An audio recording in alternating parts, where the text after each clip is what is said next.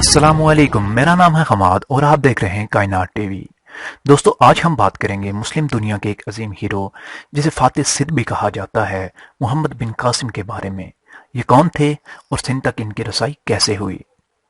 دوستو، محمد بن قاسم 695 عیسوی کے آس پاس سعودی عرب کی شہر طائف میں پیدا ہوئے۔ آپ کا تعلق ایک سقفی قبیلے سے تھا۔ آپ اپنی مامتا کے سائے میں پروان چڑھے۔ آپ بہت جلد ہی اپنے چاچا محمد ابن یوسف، جو اس وقت یمن کے گورنر تھے، ان کے نزدیک ایک بہت بڑا اثاثہ بن گئے۔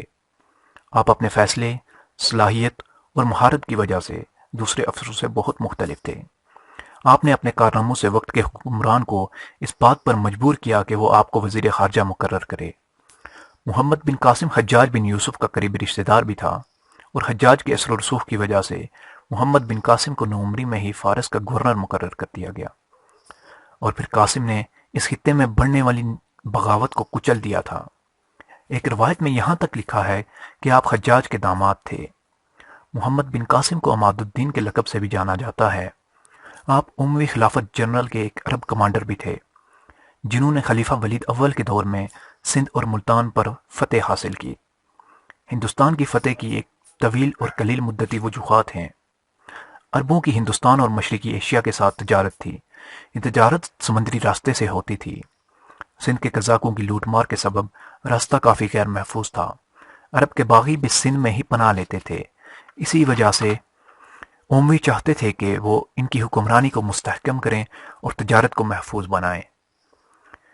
حجاج کی گورنری کے دوران قزاقوں نے عرب کے جہاز پر حملہ کیا، جس میں سری لنکا میں مرنے والے مسلمان فوجیوں کی یتیموں اور بیواؤں کو لے کر جا رہے تھے۔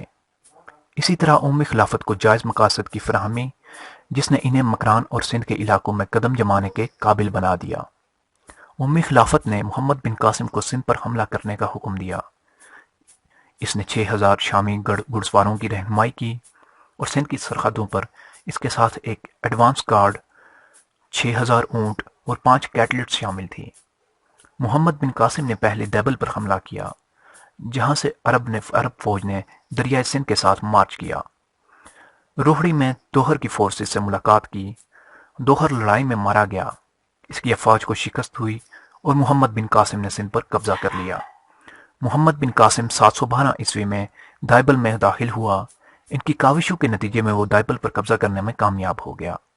اس نے یکے بعد دیگرے، نیرون قلعہ جس سے سکاکا کہا جاتا ہے، برہمن آباد، الور، ملتان اور گجرات میں اپنی فتوحاتی پیش رفت جاری رکھی۔